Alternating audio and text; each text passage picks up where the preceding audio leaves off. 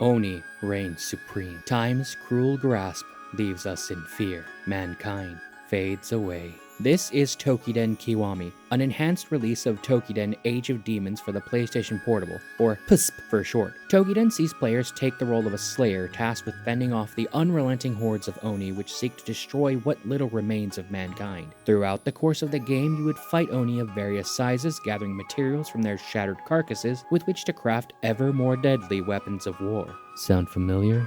Toukiden came out in the era where Monster Hunter was confined to Nintendo systems, and Sony gamers were desperate for a substitute. There were many of these types of games in that time period, and we'll get to them in due time. I felt like this would make Toukiden a natural fit for my new series. It's not Monster Hunter, but it'll do. After all, 2025 is far off from where we stand right now, and we can only play through the same games so many times. Might as well inject some suspicious off-brand hunting into our veins, yeah? Now, let's lay the ground rules for what this series will be, shall we? First of all, I'm not going over each entry with a fine-tooth comb, because there's no point. Nothing is 100% identical to Monster Hunter.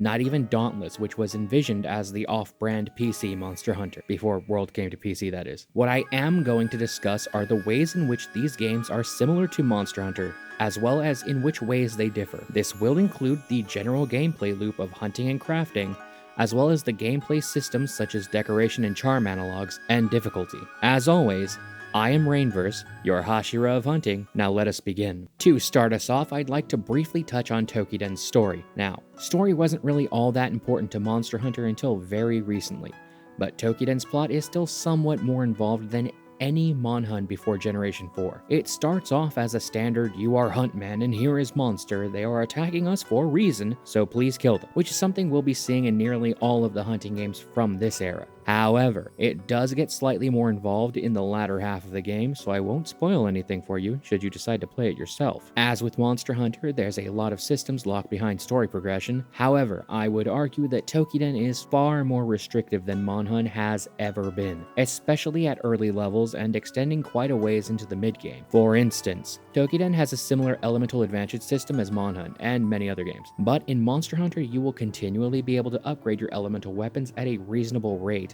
as more powerful monsters are introduced. This is not the case in Toukiden, where I was locked to the same water element weapon for nearly 15 hours while the game kept throwing more and more powerful fire-type Oni at me.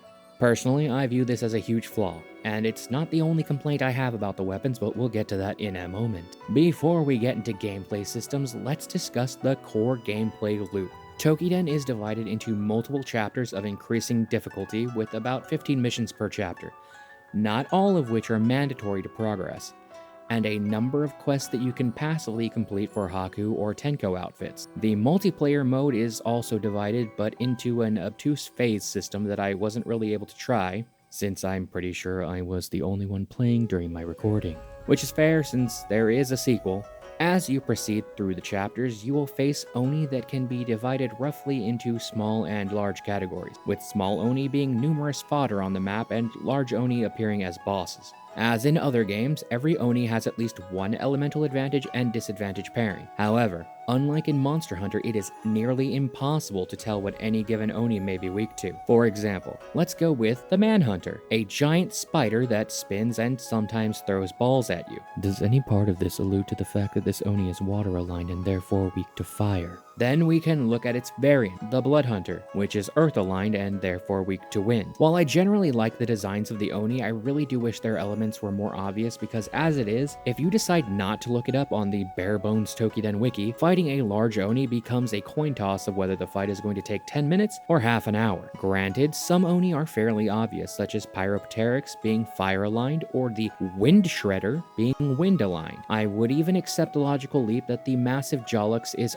obviously an Earth-type Oni. Maybe this was rectified in the sequel, I don't know. We'll find out in the future. As I mentioned earlier, I was stuck with the same weak-ass water weapon for almost 15 hours. That weapon was significantly weaker than any other weapon I had available at the time, which led to me using an Earth weapon against a particularly troublesome Fire-type boss, simply because it would do more damage even without an elemental bonus. I think we can all agree that this is unacceptable. But what about the actual hunts? Well, there's no real hunting. While on the surface it appears to be Monster Hunter with a Japanese folklore skin, it's actually Dynasty Warriors with 90% of the enemies removed. Small and medium Oni go down fairly quickly and essentially only serve to build your weapon gauge before heading to your real target, while large Oni are a mixed bag. Toukiden isn't particularly difficult, but fighting large Oni can be underwhelming more often than not. The main issue I've ran into is that it seems like the devs looked at MonHun and said, oh yeah, we need breakable parts, but stopped the idea right at that sentence. In Toukiden, you can literally break an Oni's limbs clean off, staggering them most of the time, after which you purify the part before the Oni can regenerate it. This is super cool in theory, having the ability to disable your enemy's special weapons and whatnot, except that's not actually how it works. In reality, breaking the Oni's limbs does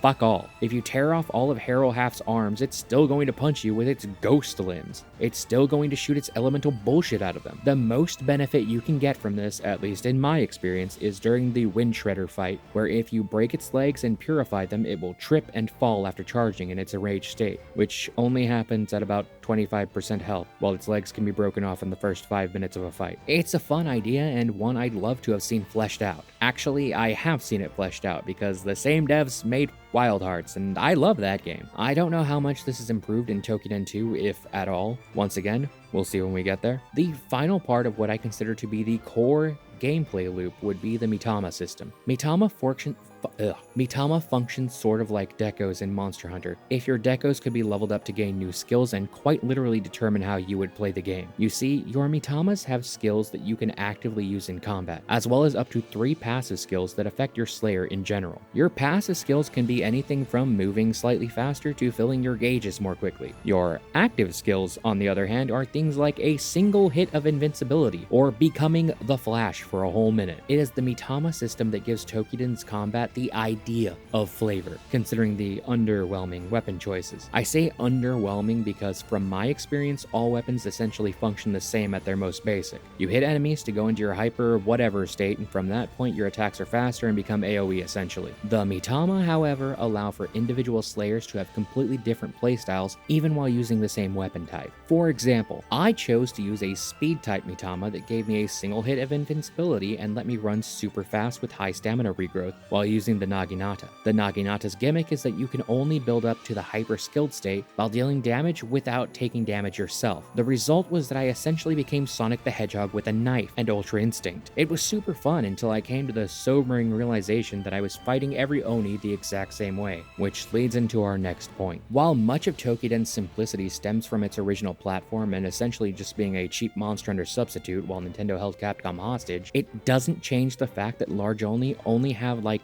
2 attacks each, and maybe 1 more in their rage mode. Combine this with the limb break mechanic doing literally nothing, and you end up with the same fight over and over again, just with very few exceptions. Add all this to the fact that Toukiden's combat is intended to be very fast-paced. Even at your base movement speed, Slayers are much faster than Hunters, and Oni are also very quick and reposition themselves often. However, your attacks and even the parry mechanic are also very high commitment like you'd see in Monster Hunter. The end result is combat that is enjoyable for a period, but with a highly confused design philosophy. Does that make it bad though? I would argue no. Allow me to explain. Toukiden isn't Monster Hunter, but it also doesn't have to be. It took me a while to figure out my feelings regarding this game, and I think I've finally settled on a description for it. Toukiden is Diablo. What I mean by that is that it's a low commitment game of middling difficulty I can play with my brain off. While recording footage for this video, I ended up playing Toukiden more than I expected just to de-stress after work, because I didn't have to actively think about what I was doing. I just had to press the buttons and go hit the big monster. Toukiden is certainly a game. I don't know if I'd recommend going out and buying a copy of it, but if you have PlayStation Plus, you get it for free.